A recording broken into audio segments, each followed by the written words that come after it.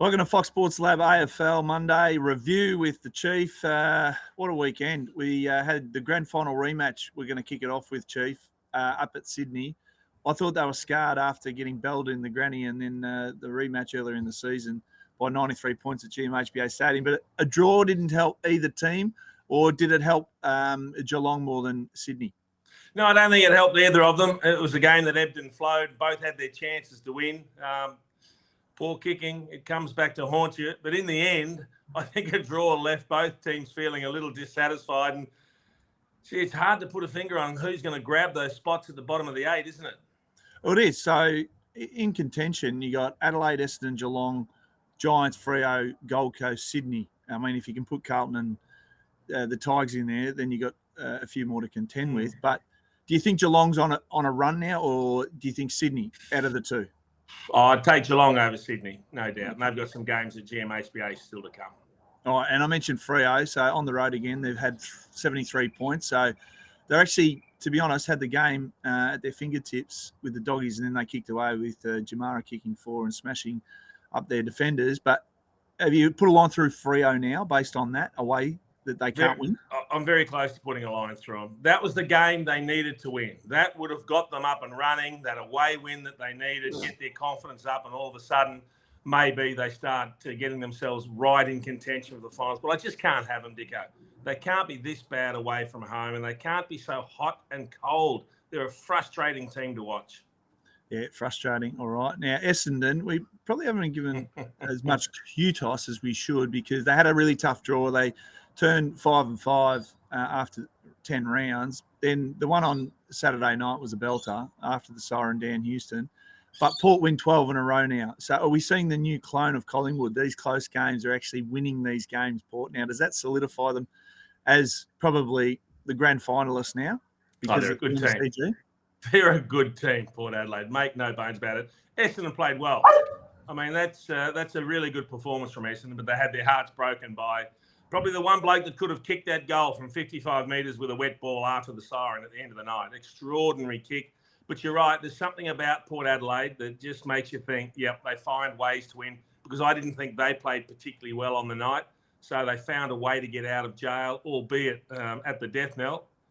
Hard luck for Essendon, but you're right, they're playing some decent footy, so they'll give themselves a chance to finally right that terrible statistic about not having won a final for 1,000 years.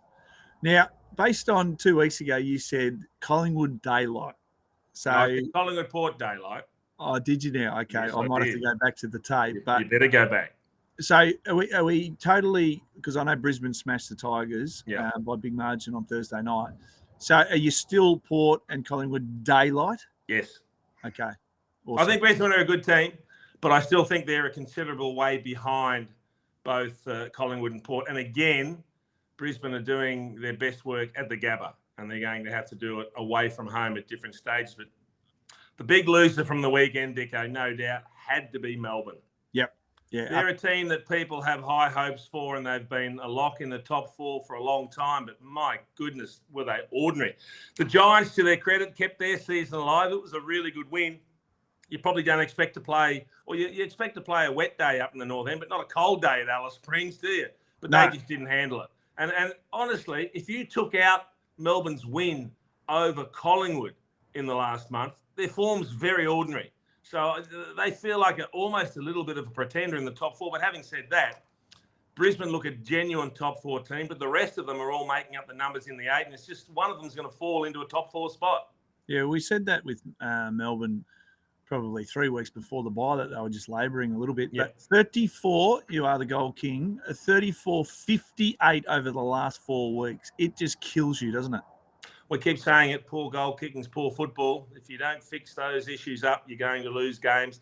They're losing games. It's costing them. And they're just not playing great footy. So they're relying on too few. Fritsch injuries not going to help them as well.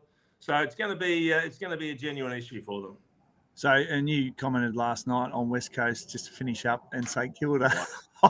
Is that just to get out of jail? But see, here's what I mean. I'm just talking about Melbourne having a tenuous hold on the top 4. And the team that's knocking on the door of the top 4 right now in 5th spot, St Kilda. Now, they had to fall over the line against West Coast. I mean, everyone else has been smashing West Coast by a gazillion points. And for 3 quarters, they trailed in this game. It was extraordinary. So maybe we give them credit for having an off day and finding a way to get the result that they needed. But, gee, it looked pretty ordinary. So that keeps bringing me back to why I will sit here and say Collingwood, Port, daylight. Probably Brisbane next. But I just don't know who's going to jump up out of the next lot of teams because they all have some serious weaknesses. Yeah, well, you got Melbourne, the Saints, and the Dogs all hunting around for that 4th spot. Yeah. So it's certainly up for grabs. And Doggies, their last quarter probably showed us that they have the potential. And Jamara, I've got to touch on him quickly. Did you see that game? Because that, when he's marking it and at its highest point, nearly impossible to spoil him. He played really well.